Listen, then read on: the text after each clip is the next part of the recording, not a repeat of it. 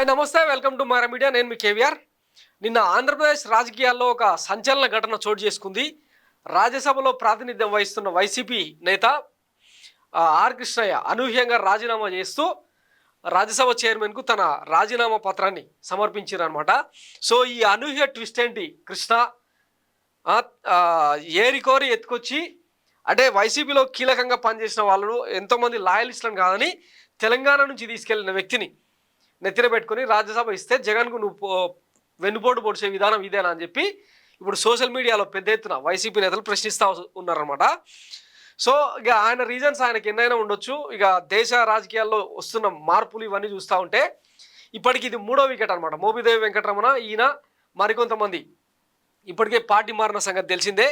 ఇప్పుడు ఈయన భవిష్యత్ ఏంటి అన్నది ఇప్పుడు చర్చనీయాంశంగా మారింది. ఒకవైపు తెలంగాణలో బీసీల ఉద్యమం పెద్ద ఎత్తున జరుగుతున్న నేపథ్యంలో మొన్న తీన్మార్ మల్ల లాంటి వాళ్ళు ఇక రేవంత్ రెడ్డికి 5 ఏళ్ల పాలన తర్వాత రెడ్ల రాజ్యం ఉండదు, నెక్స్ట్ వచ్చేది బీసీల రాజ్యం అని చెప్పి సంచలన కామెంట్లు చేస్తున్న నేపథ్యంలో బీసీల ఉద్యమం ఊపందుకుంటున్న తరుణంలో ఈయన అంటే దశాబ్దాలుగా బీసీల ఉద్యమాన్ని నెత్తికెత్తుకున్న వ్యక్తిగా ఇప్పుడు దానికోసం రాజీనామా చేసిండా లేకపోతే బీజేపీలో చేరేందుకా అన్నది ఇప్పుడు చర్చనీయాంశంగా మారిందనమాట. ఒకసారి ఆ కథనాన్ని చదివిన తర్వాత మళ్ళీ మాట్లాడుకుందాం.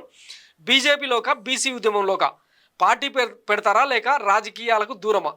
రాజ్యసభ సభ్యత్వానికి ఆర్ కృష్ణయ్య రాజీనామా, భవిష్యత్ కార్యాచరణపై ఊహాగానాలు. బీసీ రాజకీయ పార్టీపై ఇటీవల కామెంట్స్. రాజకీయాలకు దూరంగా ఉంటానని వెల్లడి. ఆంధ్రప్రదేశ్ నుంచి వైఎస్ఆర్సీపీ తరఫున రాజ్యసభకు ఎన్నికైన బీసీ సంఘం నేత ఆర్ కృష్ణయ్య ఆ బాధ్యతల నుంచి తప్పుకున్నారు. రాజ్యసభ చైర్మన్కు సోమవారం రాజీనామా లేఖ సమర్పించగా మరుసటి రోజే ఆయన ఆమోదం తెలిపారు. ఇప్పటికే ఏపీ నుంచి ఎన్నికైన 2 రాజ్యసభ ఎంపీలు బీద మస్తాన్ రావు, మోపిదేవి వెంకటరమణ రిజైన్ చేయగా ఆ వరుసలో ఆర్ కృష్ణయ్య 3వ వ్యక్తి. దీంతో 3 స్థానాలకు ఉప ఎన్నికలు జరగనున్నాయి. తెలంగాణకు చెందిన ఆర్ కృష్ణయ్య వైఎస్ఆర్సీపీ తరఫున ఆంధ్రప్రదేశ్ నుంచి రాజ్యసభకు ఎన్నికై తర్వాత బీసీలకు ఆయన దూరం అయ్యారనే తెలంగాణతోనూ గ్యాప్ పెరిగిందనే ఆరోపణలు వచ్చాయి. ఇలాంటి పరిస్థితుల్లో మరో 4 ఏళ్ల పదవీ కాలం ఉన్న రాజ్యసభ సభ్యత్వానికి రాజీనామా చేయడం రాజకీయంగా చర్చనీయాంశమైంది. బీజేపీలో చేరతారా? తెలంగాణలో బీసీ ఉద్యమాన్ని బలోపేతం చేయడంపై దృష్టి పెడతారా? బీసీల పేరుతో కొత్తగా రాజకీయ పార్టీని స్థాపిస్తారా? రాజకీయాలకు దూరంగా ఉంటారా? ఇలాంటి అనేక చర్చలు జరుగుతున్నాయి. భవిష్యత్తు కార్యాచరణపై బుధవారం మీడియాకు పూర్తి వివరాలు వెల్లడించనున్నట్లు తెలిపారు.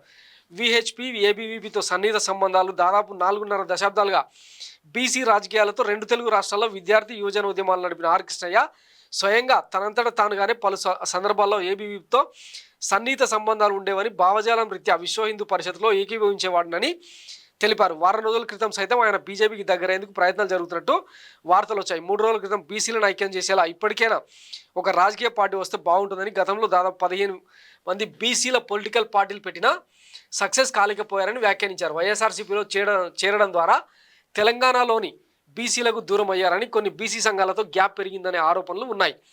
వీటన్నింటి నేపథ్యంలో ఆయన బీజేపీలో చేరతారనే ఊహాగానాలు ఎంత బలంగా ఉన్నాయో, రాజకీయాలకు దూరంగా ఉండి కేవలం బీసీలను ఒక్క తాటి మీదకి తెచ్చేందుకు ఉద్యమాన్ని నిర్వహించాలని కోరుకుంటున్నట్టు ఆయన సన్నిహితులు వ్యాఖ్యానించారు. సొంతంగా ఒక రాజకీయ పార్టీని పెట్టి నడిపించడం వయసు రీత్యా, ఆర్థిక కారణాల రీత్యా సాధ్యం కాదనే వాదన ఆయన అనుచరుల నుంచి వినిపిస్తోంది. సో కృష్ణయ్య రాజీనామా బీజేపీ వ్యూహమా? వైసీపీని బలహీనపరిచే ఎత్తుగడన? ఇంకా ఇది జరుగుతున్న చర్చ అనమాట. ఇప్పుడు వైసీపీకి కానీ జగన్మోహన్ రెడ్డికి కానీ ఇట్లా పోయే లీడర్లంతా పోతూనే ఉన్నారు. ఆయనకు ఊడేది కూడా ఏం లేదు. ఎందుకంటే 0 నుంచి మొదలుపెట్టి 1, 2, 3 నుంచి స్టార్ట్ అయ్యి కొన్ని వేల మందిని తయారు చేసిన చరిత్ర వైఎస్ జగన్మోహన్ రెడ్డిది.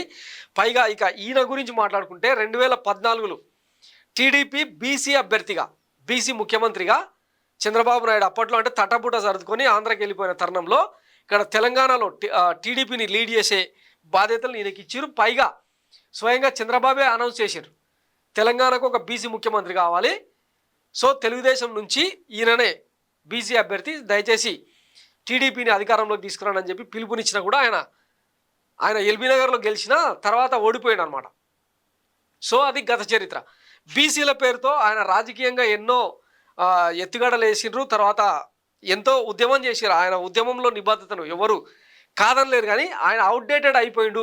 తన స్వార్థ ప్రయోజనాల కోసం, స్వార్థ రాజకీయాల కోసం ఉద్యమాన్ని నీరుగార్చిండని చెప్పి ఎన్నో ఆరోపణలు ఉన్న నేపథ్యంలో అనవసరంగా వైఎస్ జగన్మోహన్ రెడ్డి తీసుకెళ్లి ఆయనకు రాజ్యసభ సీటు ఇవ్వడమే అతిపెద్ద తప్పిదంగా అప్పట్లోనే చర్చ జరిగిందనమాట. ఇప్పుడు ఆయనంతలకు ఆయన్ని రాజీనామా చేసి ఇక వైసీపీకి మేలు చేసినట్టే ఒక రకంగా చెప్పాలంటే. సో ఇట్లాంటి నేతలను కాకుండా వైసీపీకి లాయలిస్టులుగా ఉన్న వాళ్ళను ఎంకరేజ్ చేయాలని చెప్పి సోషల్ మీడియాలో వైసీపీ హార్డ్ కోర్ కార్యకర్తలందరూ వైఎస్ జగన్కు డిమాండ్లు వినిపిస్తున్నారు అనమాట, అప్పీల్ చేస్తూ ఉన్నారు.